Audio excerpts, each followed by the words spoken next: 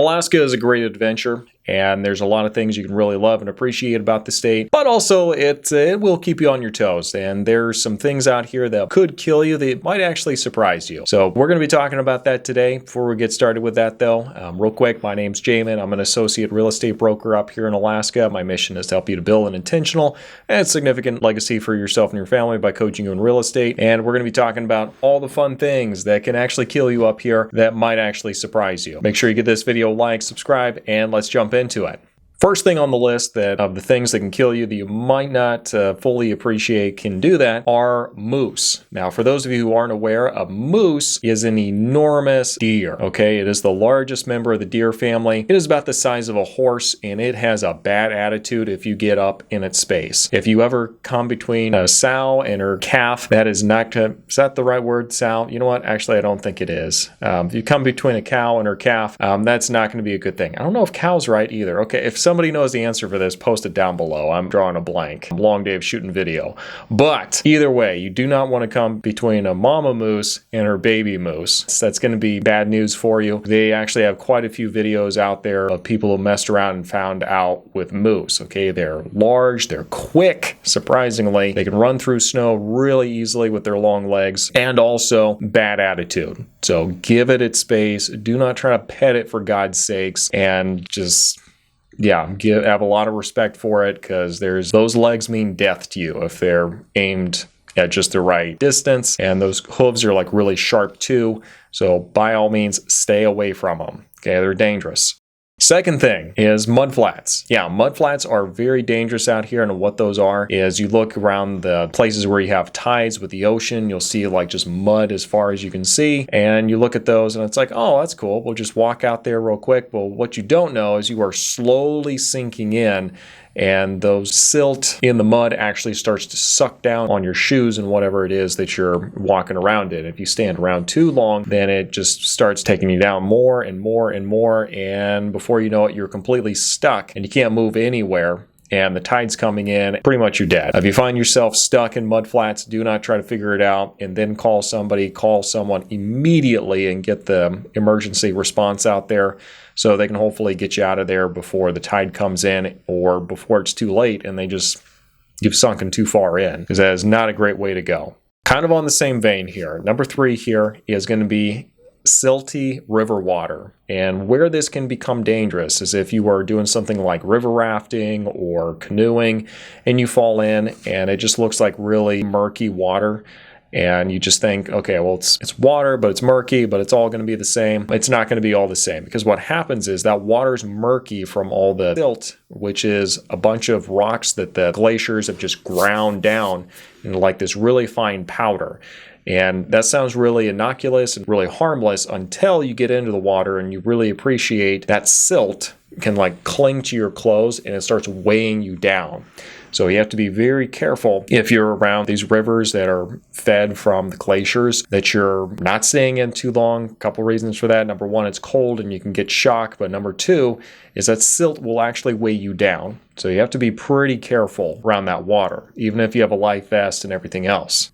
Now, Alaska is really known for its aviation community for a good reason. We have a ton of pilots up here, and a lot of the places that people really love getting to, there's really no way to get to them other than just hopping on a small plane and flying to it that way. But one thing to keep in mind is these small little planes can actually be a death trap if you have someone who's not paying attention or a little too cavalier, or for whatever reason distracted that day, because the environment here is such that it's pretty punishing if you're not paying attention all the time. Another thing that I really want to point out, and this is something that I realized after doing a podcast interview with Melissa Cook when she hopped on to my podcast just a little bit ago and talked about experiences living in Southeast Alaska. You can actually get some of these pilots where, far as they know, the weather conditions are great, and that's because they're flying to some really remote locations, and the people on the ground, hey, they really need whatever equipment or supplies that the pilot's going to be bringing in, and so they lie about the conditions on the ground and just say, oh yeah, it's perfectly fine, clear skies, the wind's only like 5 miles per hour, blah blah blah. Well, really it's like a hurricane there or something like that. Maybe not that bad, but yes, the conditions are not very conducive to flying, but they'll lie about it just because they need you to show up. And stuff like that can really, really put you in a bad spot.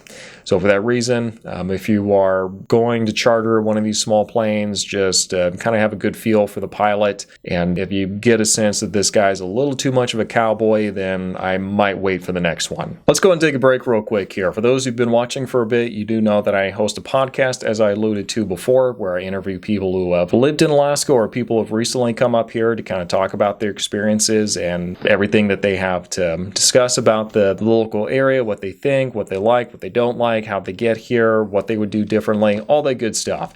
So we have that podcast is once a week, so make sure you go to that and check that out in the description section down below. Now, without further ado, let's go and finish up today's video.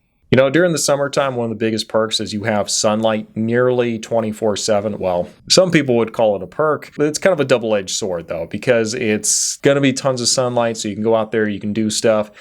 You can start like a hike or something like that at 7 o'clock at night, and it's really not a big deal at all because it's bright as though it were 3 o'clock in the afternoon. And this is really great in some ways because if you're busy, like myself, during the summertime, then this does open up a lot of stuff you can go and do as long as you're okay just being out there a little bit later. One of the downsides, though, is just with the sunlight being what it is, you can really lose track of time, and before you know it, you've been out there past midnight and you're physically exhausted, even though mentally, like, you still think it's like the afternoon. And this is where you start making a lot of really dumb decisions. And if you're out hiking, you can start misstepping and your coordination's not as good and you become exhausted and start falling down some places you should not be falling down. So for that reason, yes, just the sunlight being out all the time and fooling you into thinking it's the middle of the afternoon, that can be something that can become pretty serious. So be careful of that. Everyone who has lived in Alaska can relate to this next piece, and that is the first week of snow. So whenever you have winter come in, you have that first week where you really get that first downpouring of snow.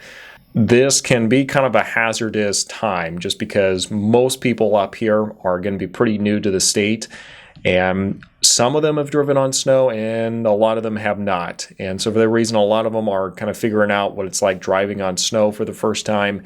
And they might be going too fast, and they might be driving too slow, being a hazard for everybody else. They might be trying to take corners too quickly.